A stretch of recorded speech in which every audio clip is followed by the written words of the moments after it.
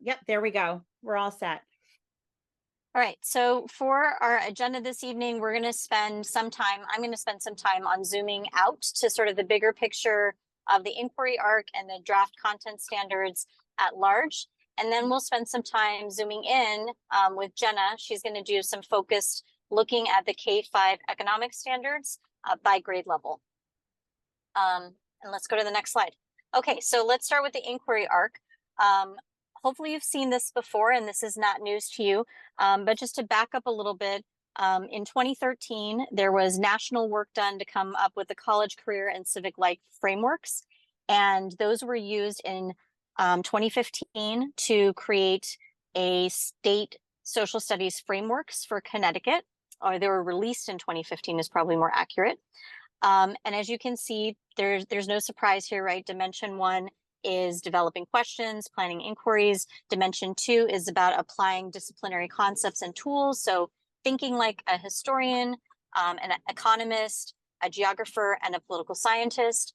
Dimension 3 is about evaluating your sources and using evidence. And then finally in Dimension 4, you see communicating your conclusions and taking informed action. And these are all things that we want students to do, not just in social studies, but across the school day.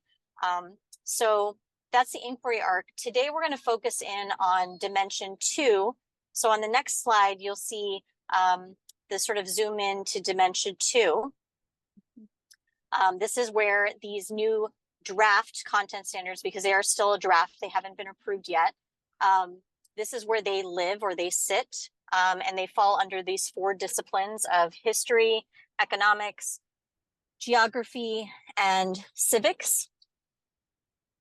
And just so that we have sort of a common definition of economics, we all know that economics helps students understand resource and financial allocation and decision making as both at the individual level and also at the societal level, whether we're looking at local, national, or global society. And we know that studying economics includes core knowledge and insights about financial management, budgeting, investing, and saving. And it does involve studying the past, analyzing the present, and predicting the future. And so Jenna's already kind of getting my flow here. So under economics as a discipline in the social studies, you see economic decision-making, exchange and markets, the national economy, and the global economy.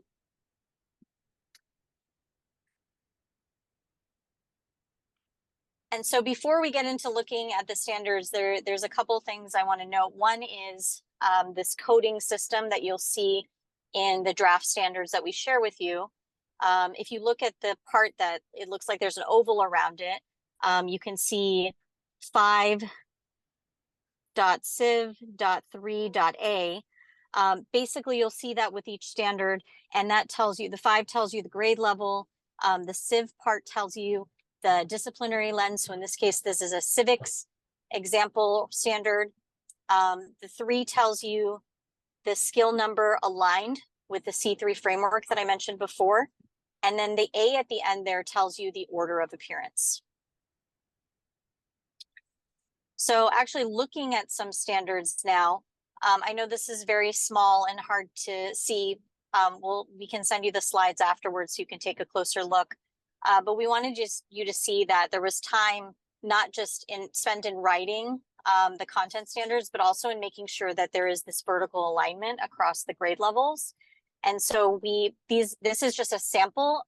It's a subset of the ones that connect with the national economy. And you can see we picked one from kinder through 2nd grade, one from grade 3 through 5, one from grade 6 through 8, and then one for high school. And again, this is just a sampling. But if you looked across them, you can see in 2nd grade, students are describing examples of goods and services the government provides. In 3rd grade, they're explaining how services and communities are paid for by the different taxes. In grade 7, now they're moving into explaining how economic fluctuations and cycles affect individuals and groups in a region. And then when they get into US history, they're evaluating the impact of laissez-faire economic policies regarding corporate decision-making, labor conditions, and public advocacy in the Gilded Age. So you're seeing this progression from learning terminology to actually getting into evaluating economic policies. And in order to get that kind of articulation, right now there are some classrooms where we're seeing teachers in elementary spending time on economics because it does appear in the social studies frameworks for the state. But you'll see when we get to Jenna's portion that it's been laid out and that there's grouping of standards in a very intentional way to build this kind of economic thinking and analysis with our students. And then just to show you something that may be familiar to you from the inquiry frameworks that you've seen, the courses and topics in elementary for K through 5 really have not changed at all. They really are the same. So what you'll see is shifts in the specificity of the content, and you'll see these bundlings of the topics with all 4 disciplines included. Okay, so these are our 5 kindergarten standards. And again, if you want to switch off your camera, you may. We went over how to view them. So if you want to know how to break down that code, again, you can refer back to the slides at the beginning when we do send this to you. Really, in kindergarten, we are focusing on the world around the students. What is local? What is in their local community? We're trying to help them make sense of the world around them. And then we do have that progression piece that goes out all the way, as Jenny said, into a more global awareness. So in kindergarten, we're really focusing on describing the skills and knowledge needed to do certain jobs within our community. We're looking at where goods and services in our community come from, making them aware of what the trash man does and what other roles are, how the police help us, how the fire help us, how they are important to our community and to the vitalization of our communities. We are looking at identifying the prices of commonly purchased items in local stores and restaurants and online markets. We are describing how people in the community can earn income and the importance that it has, and describing the role of banks in a community. So again, for kindergarten, it truly is a reflection of the world around them and helping them make sense about it. Let's see. So in kindergarten, the students are trying to understand their community. In kindergarten, we have written learning objectives to really match those standards. And I do want to highlight that this is a progression. If students are not being exposed or do not have these core values within kindergarten, it's not setting them up for success in first grade. The social studies curriculum truly is foundationally based. So you want to be able to have that core understanding in kindergarten, which then leads to first grade. So I am going to talk about that as well. But in kindergarten, our students are exposed to the world around them within their local community. Kindergarten students gain an overview of services and goods needed to make the community function. In kindergarten, the students are able to identify jobs within their communities and the skills and knowledge base, those providing each service need. So we're not looking at just an individual as a fireman. We're looking at what skills do they need. We're motivating students from a young age to really think about what skills they need to achieve and what is going to inspire them. In kindergarten, students explore concepts relating to cost of community goods in local and online markets. And lastly, in kindergarten, students gain an understanding of how banks support personal and community efforts. I do want to say again that these are just the economic standards for kindergarten. That is our focus for tonight in the economic webinar series. So they do all have that economic base. These are not the only kindergarten standards. But again, at the bottom, it says to prepare for first grade, students need to know about goods and services. And I do want to say again that if you are not aware, we are going to have, this is our overview session.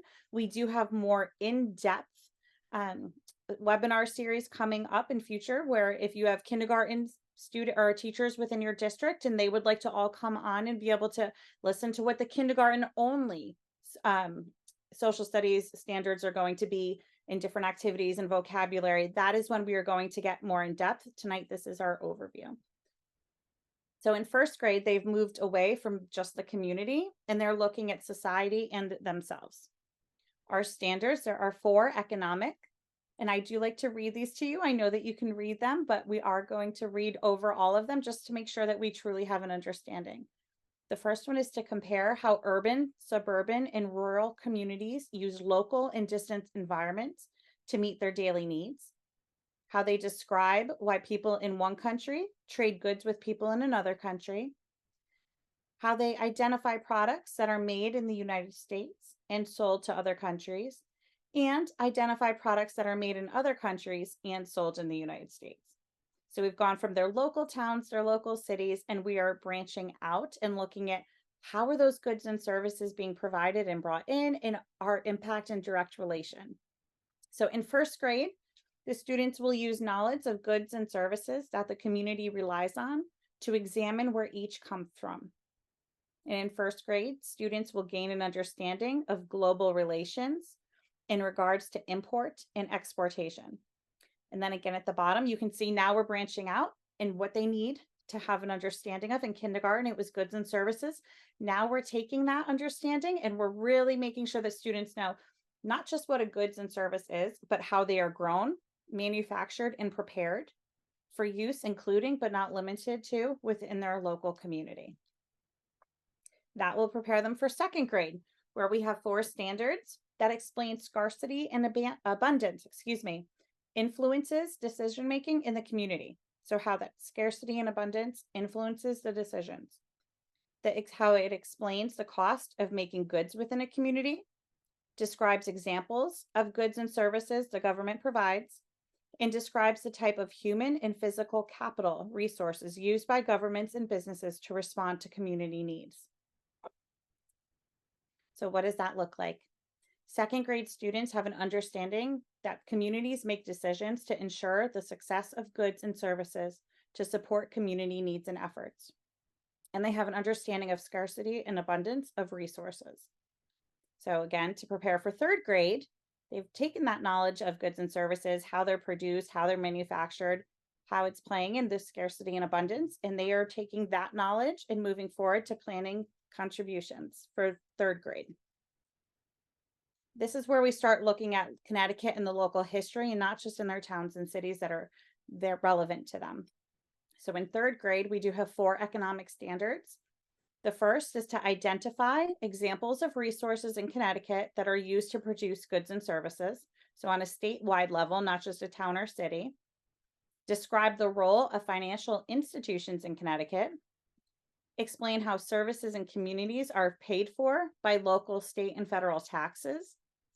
And describe the ways in which Connecticut industries increase productivity by investing in education and technology.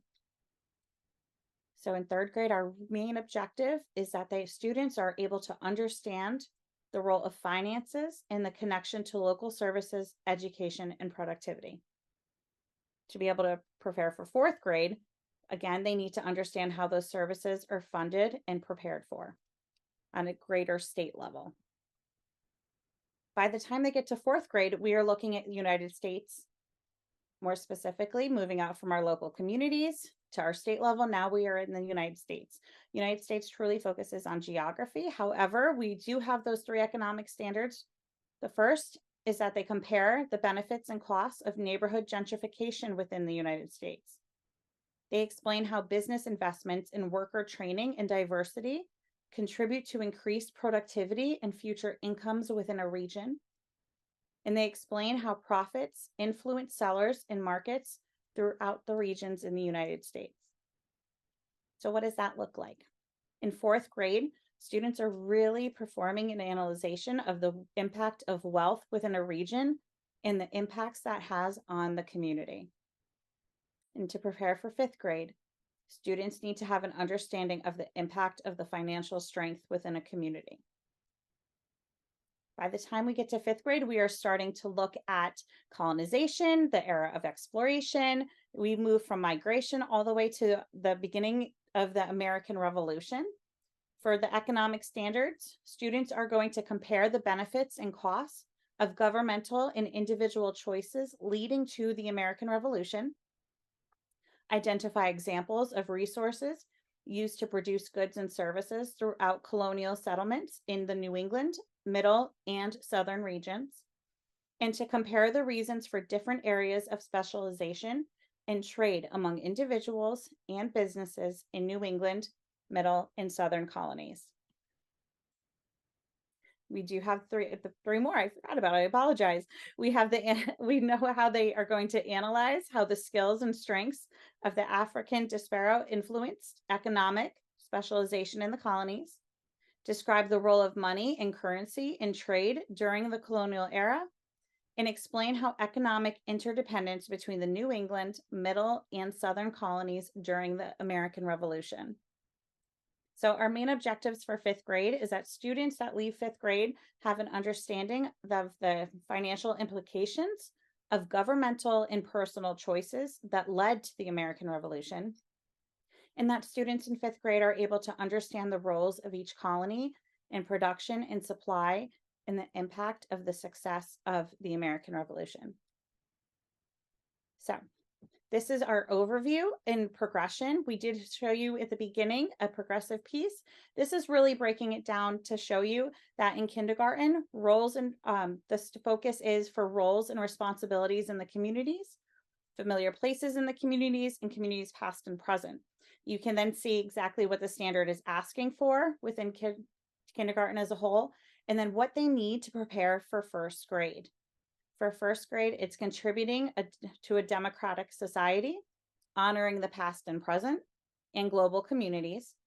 By second grade, we are working together as a community, leadership, past and present, and decision making in our world. By third grade, it is the state constitutions and government, cultural communities in Connecticut, and the innovation of industry and economics. In fourth grade, understanding regions, location, place, and movement, and regional interdependence. And in fifth grade, as I said, the migration and settlement, the colonial era, the American Revolution, and the United States Constitution and civic participation. Okay, so this is our main belief that I do want to put in. In order to be successful social studies learners in each grade, it is imperative that students have gained a fundamental understanding through prior years. I hope that all teachers have an understanding that the lessons that we are sharing and the support of the social studies standards directly impacts the students' success throughout their education.